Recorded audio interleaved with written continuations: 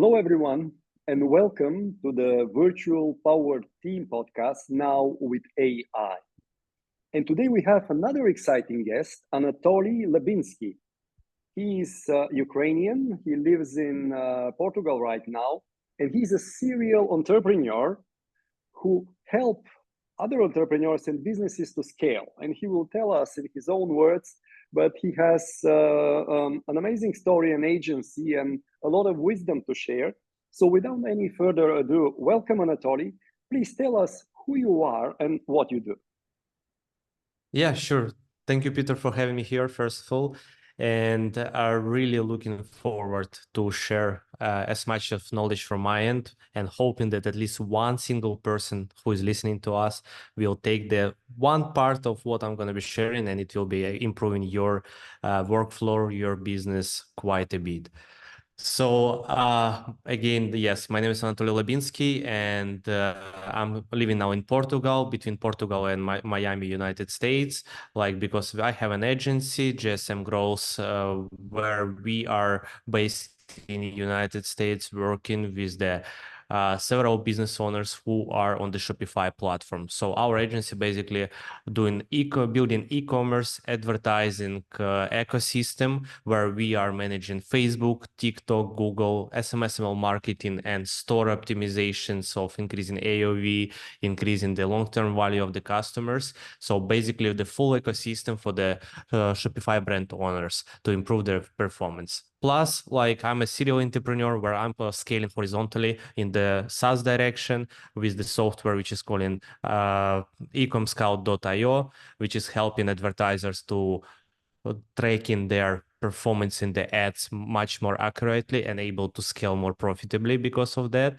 And as well, real estate, where we already own in 5 doors, where we moving into the space of the bird method, which is helping buying quite a bit of properties, refurbishing them, put the tenants in, and then doing the reinvestments. Oh, my apologies, and doing the refinancing.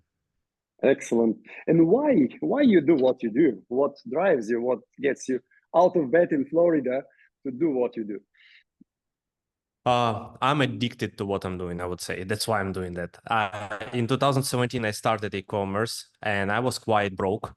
I had a lot of financial troubles. I used to live in Dubai at that moment, and me and my wife, we were able to rent just a simple master bedroom. So we were not able to have even a studio apartment for ourselves because we were not making enough, since our salaries were not covering what we need to earn to live better. We were helping our parents in Ukraine. I was covering my studying loan and so on. And in the same time, fighting for the better life. And basically one day my wife said to me that she's pregnant, and that day was February 22nd. Sorry? There was a little interruption, but let's carry on. Okay, yeah, okay, no worries. So yeah, February 24th, my wife said to me that she's pregnant, and this is where I promised to myself that I won't stay anymore in that financial position where we were that time. And I start taking a really huge action and find out for myself e-commerce, and I no way, is it real? I can make money from the laptop, where basically I was watching movies only, and that's all. And that's basically was the game changer for me. I start studying e-commerce and basically opened my first store. Lost everything what I saved because I didn't know what I'm doing. But I became so in love with the process, and I had such a strong belief. And why was so strong? It's my upcoming baby. So that I just didn't quit and moved forward. In the after 6 months, I made my first $8,000 in 15 days with the mentor.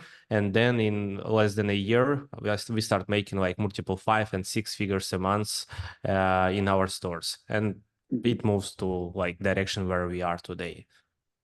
Okay, let's look. How many children you have now? So yeah, I have my first one, who is the reason of everything. He's 6.5 right now, 6 and 8. Okay. And the second one, newborn, which is we made the delivery in Miami 3 months ago. So he's 3 months old, and 2 sons. Congratulations. I have two Thank you. sons. I have 5 daughters, not sure if you know. Wow. Seriously? Yes. 5 But daughters. and every child somehow is so special and it gives you an impulse for something Your new. hero, man, your hero, seriously. My wife Wow. probably more. You both. Okay, good. So let's look a little bit in AI. To what extent AI helps you to scale and how do you use it? Maybe without being too technical, if you could share. Yeah, so one of the AIs where we're like one of the things where we're using AI a lot, it's Ecom Scout, which I was just describing a couple of minutes ago, because it's basically software built completely on AI powered platform. So everything optimized by AI, and basically it's helping us as well making the better ad copies in matter of seconds. So it's not only about the attribution to collect the proper data, but as well we added there like small button calling GPT, where you like finding out the best creative ever, which is performing for particular ad account, and you just press on the button GPT and it's giving you 3 different variations of like improved variations of this ad copy, and then you can copy paste and just launching with your winning creative in testing phase to find out which creative will be new winner for you. So it's really like huge thing in terms of optimizing the advertising. As well, AI we are using for different like ideas about the angles, about searching for the avatar. We looking on Amazon, we like collecting data from the reviews, analyzing them, asking AI to give us the specific answers from the reviews, what exactly the pain points, what exactly the solution, why they would like to buy from us. So it's like a lot of different processes, which is helping advertisers in our team just to move forward the progress and optimizing the conversion rate, which is crucial.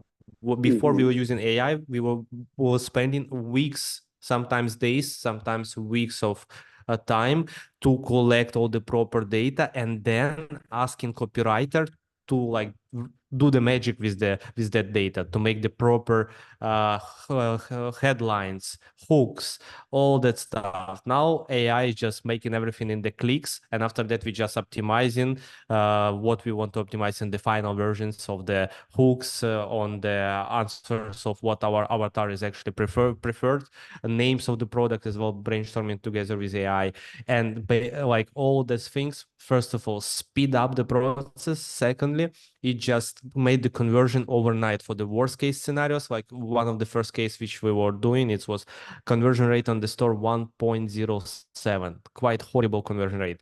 Over the night when we implement the brainstorming with AI, it was 2.34 or 2.7, something like that. So it's like 2.5 x conversion rate with one testing store, and now we're implementing in every single store, in every single cases, and we have conversion rates 3, 4, 6, even in couple of stores it was 10, 12 and 20% conversion rate. So this is like how good you can really get the points to speak with your audience on the right words because of AI. Okay, so you are using it a lot in the marketing sense, to generate copies. Maybe I would like to hear your honest opinion. It is certainly helping much faster to create a good copies, and you said 3 versions, you could ABC test it. But there is another kind of trend developing. People can't feel if it's fully generated by AI, and sometimes it's a turn off. So do you share that? Do you kind of massage it extra human effort? What is the optimal way between fully generated and then maybe adapted? Anything from your kitchen would be, I think, valuable for the audience to hear. Yeah, that's a good question, because like what I was describing previously, I was saying that the final touch is usually like you just like we're looking what to change, what to adapt. Most of the time, like sometimes we just not touching because it looks just perfect and good enough, and we just placing and testing.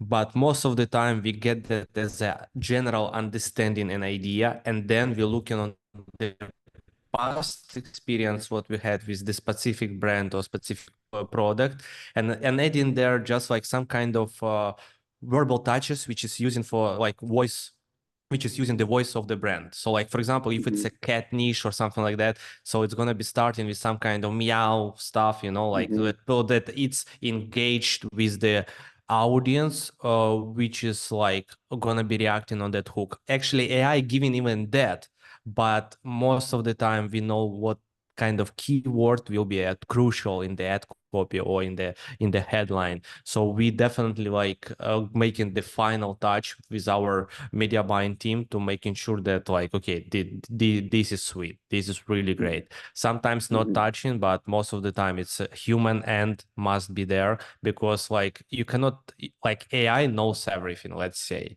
but you cannot trust 100%, because right now if you're looking on ChatGPT 4.0 or whatever it's called, like it's generating amazing pictures, incredible pictures inside of the chat GPT. But like if you're gonna be just trust ChatGPT, you'll find out that there is problems. Before it was mid-journey problems that if you generate human, it will be 6 fingers, not 5. So if you do not do anything, you'll find out that there is 6 fingers. It's gonna be printed, you're gonna be posted that fake picture. But the same here with the products which we are generating pictures for.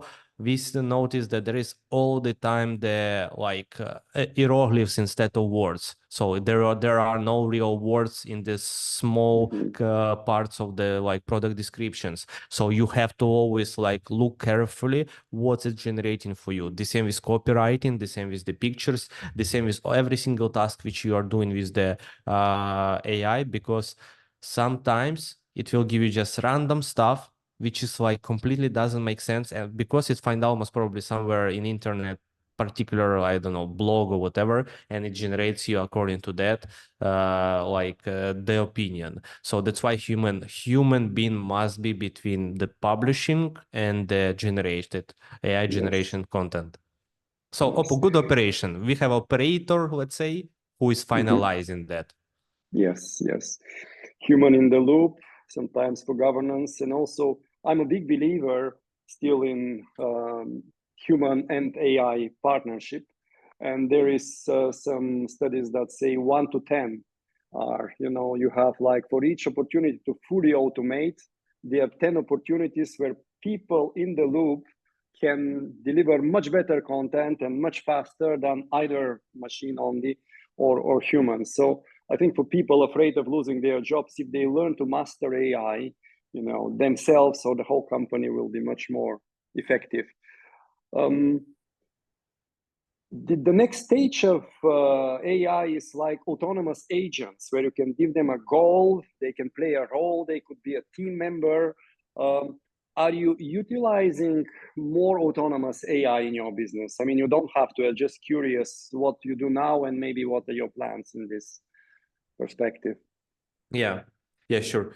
Like we like focusing on AI mostly for the clients, for the advertising part. I mean, in the like agency processes, we don't put that much, except like advertising for the lead gen of the agency, and the sales processes sometimes quite rare, but to brainstorm specific objection or specific criteria of the client, what would be the best process, because like AI in the agency, there is ideas where we can add it, but so far we were just not putting attention to it because everything's quite automated, and we just add in the softwares which is already AI powered, which is like it's a shortcut. But definitely, I believe in like by end of this year, already one of the processes will be completely on the AI, or at least proportionally, because the way where it's going, I mean, 2022 to end 2023, it was complete game changer in terms of time optimization in media buying team. Completely, it's like it's destroyed the past experience to compare where we are today. And now, by end of 2023 and beginning of 2024, when they announced that it's already generating quite great videos, there is a lot of examples of the videos generated with AI, and it's mind blowing the quality, and plus the working processes, which is where people already able to optimize, and even lead generation, like you can make the prompts in Excel sheet and it will scraps like hundreds, thousands of the leads for you from some websites in matter of like seconds. It's just insane. So like definitely right now together with operational team, we are brainstorming what can we add it as a value, not like remove some processes, but add it as a value, which is AI will be responsible for. And I believe with that kind of speed, what is optimizing for like on AI side, we're going to be definitely already with some processes for agency related. Like as again, Ecom Scout completely on AI. We always like just teaching the bot on the way how it's supposed to think. And real estate as well, we're using some of the softwares which is helping us with AI understanding better the human behaving, who is about to sell house and why. So we put the right prompts and like finding out the houses which is make sense to make the good deal with. So like it's all about like where you're looking for and what kind of process you would like to optimize. On our end, like Yes. we just like brainstorming what could be the best way to create inside of the agency. Mhm. Excellent. Let's look now in leadership direction and how do you lead your remote team? You mentioned you have people working in different places. Just maybe tell us a little bit, how your team is structured and what is important for you to lead this team. Yeah, sure. Basically, we are 34 team members right now, and something what I'm proud of, agency exists for 4.5 years, and Mhm. most the core team is working for 2.5 years plus. Some of them Okay. 4 years from they open, for some of them 3 years plus, and majority 2.5 years. So like all of them, it's just like stable. Nobody leaving the company by themselves, and that's the point of the right leadership and management. And even like a few days ago, last week Wednesday, I was speak in Valencia in Spain regarding the remote team management on the stage, and it was quite great. I got quite great feedback. Basically, what I want to say that if you want to manage the people on remote and making sure that you don't have the churn rate in your company, which is usually is like you should not just to control them. You should not just to be a boss and recording their screens and so on. Some positions like VAs, it just like where you don't put any extra expectations. But basically, if you want to build really consistent team who will be staying with you for a while and gonna be focusing together with you to achieve your own goals and performance of the company, you have to start asking your team what's important for them, why they're working with you, what's their goal except the finance, what's their financial goal, and making it all together like the subject, collecting all that information and make the subject of the sharing your vision, not about what's important for you, where you're moving. This is what I was doing first 2 years. I was just like, we are going there, this is, and we were really going there because we were just killing it. It was just beginning and we were just so fast moving. But I realized that there was no like that kind of hazard and effort to implement, because people were agree with me about my vision and my goals. But of course they would. They getting paid from me, correct? So it's not the best like way to judge if they agree with everything. So I start asking questions. I start really asking like, look, this is my vision. This is where I am going. And I really want you to be next to me. What's important for you? Where you want to be by the next year? What's exactly matter for those people? I usually do have these conversations every single year with my top management, with my salespeople. So because I know this is the financial oriented and most, I would say, adults for goals oriented people. And basically we do the high end brainstorming and as well a couple of exercises every single year at the beginning of the year, and it shows me like the reality what I have to put focus on. And that's why we have a quote in our company: JSM, which is our agency, JSM is the tool. Use this tool to achieve your own results, to achieve your own goals. So basically, if you use the agency to achieve your own goals, it means agency growing as well. If you're good, I'm great as well. That's always repeating almost on every single meeting with my team, because they have to understand that they're working not for me, they're working for themselves. And because of that, our team has different departments, different responsibilities, and each department, each job role is actually small entrepreneurs or small companies which is knows if they won't generate the performance, they won't make money this month. So basically, they're responsible for their own businesses to generate the income. And JSM, it's like a holding for those small businesses to making sure that every single responsible person will generate income by the end of the month, because we don't have basics. We are working on commission base. This is who I am. This is how I build the team. And that was the most optimal way to actually like doing the things on remote. Because if you put everyone on basics, you need to really record the screens. You need hours of work. Nobody working from 2 to 12, from 8 to 5, none.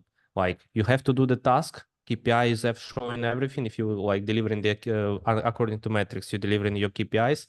Nobody will touch you if you done the work at 2 a.m., 8 p.m., 2 p.m. If it's nothing extra, of course, Yes. nothing urgent. So basically, by end of the day, job has to be done, and people build flexible lifestyle together with the huge approach in work, and they know that if they will make extra effort, they will make extra financial achievements. So basically, that's how we build the company, and so far there is no churn rate because everyone loves the feeling of flexibility and really making money with the laptop. Okay, so maybe a lot of individual goals are clear. People can achieve it, and to some extent they can work independently, if I understand correctly. How, in your case, every business is different. How do you ensure collaboration? How do you motivate them to collaborate with each other? Maybe I misunderstood you with these individual goals and so on, but what do you do in order to encourage people to collaborate and achieve as a team? Yes, it's a great question, by the way, because like a couple of years ago, when I just started, we start growing so fast. Well, I mean, in 2020, when we opened the doors, I was saying to my one manager at that time that, hey, we have to keep them separately. We should not allow them to speak to each other. Like, I don't know why I was thinking that way, that, that they will steal clients, they will run away like by stealing something or whatever, like they will cooperate to open own stuff. I don't know, it was some weird beginner mindset. And basically, we were holding everyone separate and nobody was understanding who is working with. And like it was fine, but it was wrong. And a couple of years ago, we started general meetings, general monthly meeting, where people start seeing each other on the cameras. People start seeing who they're working with. I remember the first calls, people were feeling uncomfortable to turn on the camera, to see all the faces, like 30 plus people on the screen, and everyone I saying like, turn on the camera, come on, like, because they have touch with me, like those 4 people, those 3 people, those 5 people, but none of them were keep in touch with each other. Maybe in some chats, but never, ever, ever like speak on to each other like face to face. And like core team and sales team, we were in Turkey together. We were in Europe, in Barcelona together. We were like, we get some gathering, like with like up to 10, 12 people together, but the whole team never. And basically, like when we start this like monthly meeting, once in a month we have general meeting. We have as well like weekly calls with each individual department on my end and department. It was always there, but now we have as well like all the 4 media buying team, which is like it's 20 people, 4 managers, 4 different teams, having like brainstorming call together. Plus, each of them has twice a week calls with their team members separately, once in a week, and once in a week whole just small team of 4 managers, 4 different teams together. And once in a couple of weeks they have like core media buying team brainstorming.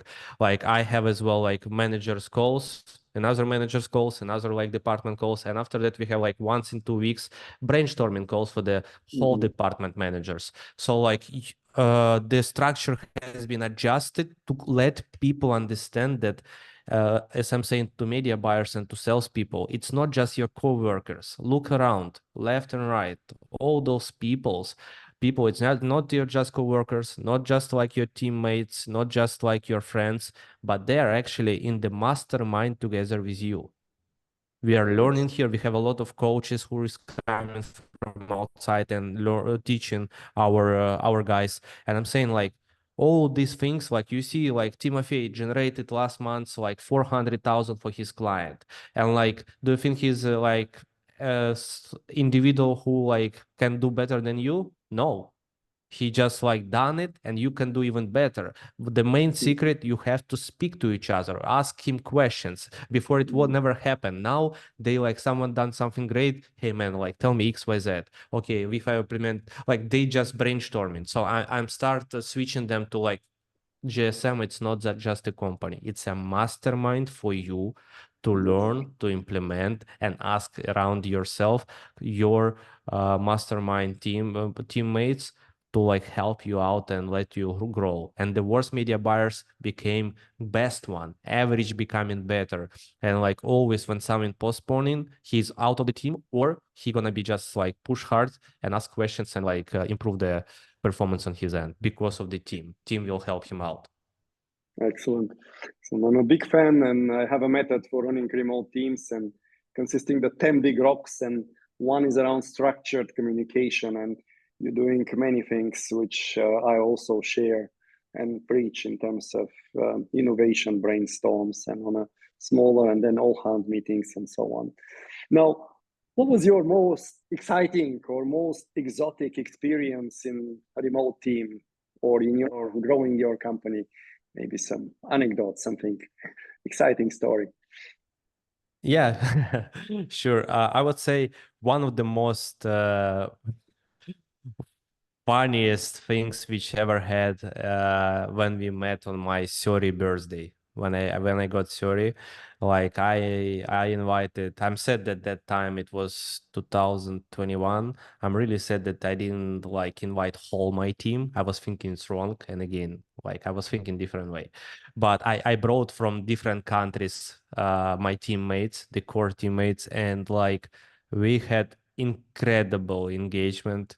We had seen some people so drunk, and it just like it's a human being. I mean, like the most wonderful part of all of that when we were on the birthday party, I saw who are real people. I mean, they can tell you, they can share with you their life stories, they can share with you some like different opinions, but when they are on the party with you, they like becoming themselves.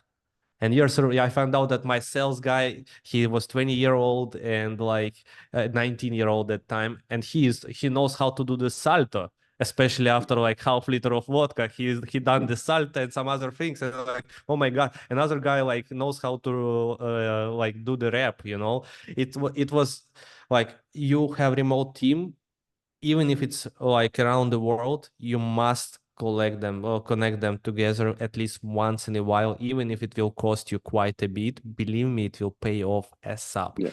Like that gathering made us such a strong engagement between the teammates who were there that like we start understanding that is why he wasn't doing this or that, because we understand his behavior, and we just switch after that some kind of moves in the working process that optimize his working process, his working time, and performance became better. Or like he was always trying to ask, and he got a bit drunk, and like he started open his mouth and speaking to you, and you understand, oh, here is the problem.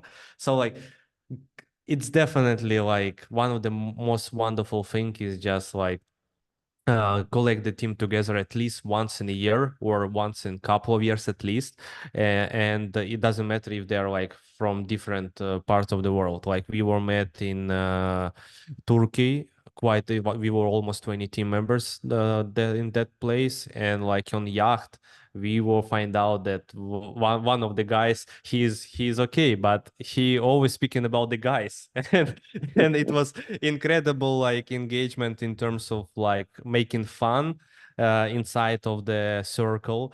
And then it became kind of, without the words on the calls, we can make some trigger sentence that we change in like behavior on the call, and everyone start laughing and like engaging. And Like definitely like gathering of the team is the most powerful what you can do. And even if it costs you quite a bit, it's the best investments what you can done. You can offer them half ticket pay or half like price coverage. You can cover full price. It depends of your financial position.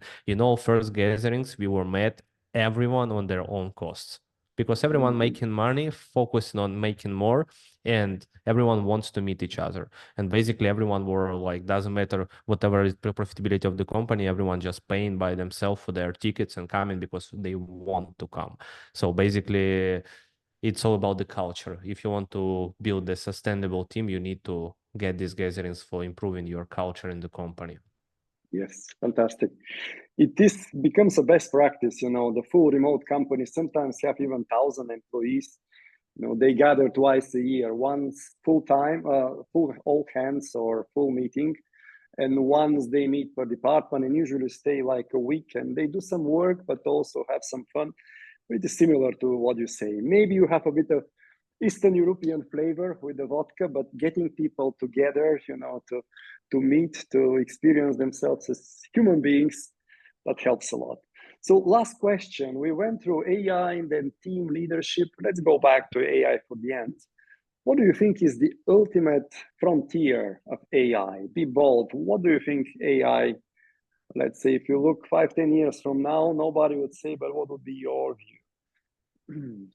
Yeah, like if you're speaking about AI, 5-10 years, it's quite a huge period of time because like what I described like 20 minutes ago, that in a matter of a year, the thing has been changed so much. It was just giving you a chat, then it switched to the photos, pictures generation, and then it switched to video generation. And there is a movie which is describing possibilities of the future, which is called in the Black Mirror. It's like a series from Netflix. I don't know if who watched will understand. And there was one of episodes about the kind of Netflix streaming platform where like people are not actually there is no actors. It's AI generated movies, and they are scrubbing your lifestyle to create the movie from your life. And when you subscribe into that stream platform, it will be stealing your life data and created a movie in a matter of seconds according to your life. It's so scared and so insane, but it's so realistic. And basically by speaking about like 5-10 years, it's hard to say because it could be exactly something similar to what we have seen in Black Mirror. It's like insane, but there is different opinions. Yeah, so like AI could become such a smart and independent that in one day a particular AI uh, machine will understand by analyzing all the human behavior, all the history, that human is actually the problem of humanity, of the wars, of the all the crime. So basically just will create the virus and kill all the human for making better for the human, for the earth, so to make earth better. And it's possible from philosophic touch point. But if looking from the business perspectives and where are we going, in 5 years, even in 3 years, it's going to be so many optimized and automated processes in the businesses that, first of all, businesses who won't implement AI by that time, they will be out of the market. It won't be possible to compete with others who are implementing because of the speed of implementation.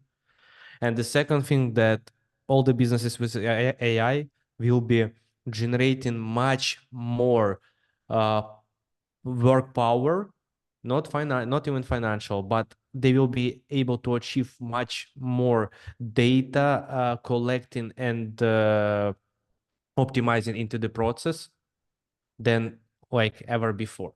So the car development, spaceships, agency space, it's like agency space most probably is going to be just like in couple of clicks optimization integrated with all the processes. Right now, even like, look, already exist one simple software which is allows you just to put all this, your X, LinkedIn, Instagram, all the social medias, blog post place, everything in one place, and you just recording the audio message of your thoughts.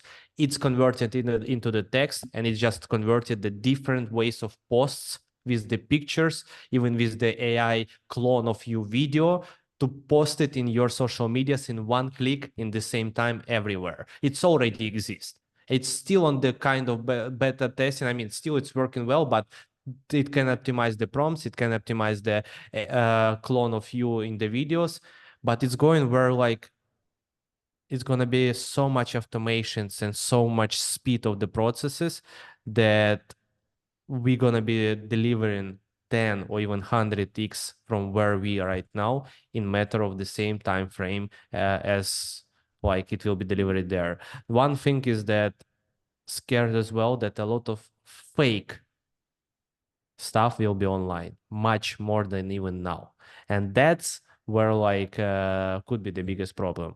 That's just like if there is going to be regulation about the fake processes, then like the future is super bright. Wow.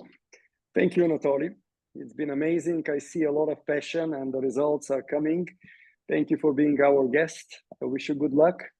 And yes, for all the listeners, tune in for the next episode next week. Thank you. Thank you, Peter. I appreciate it.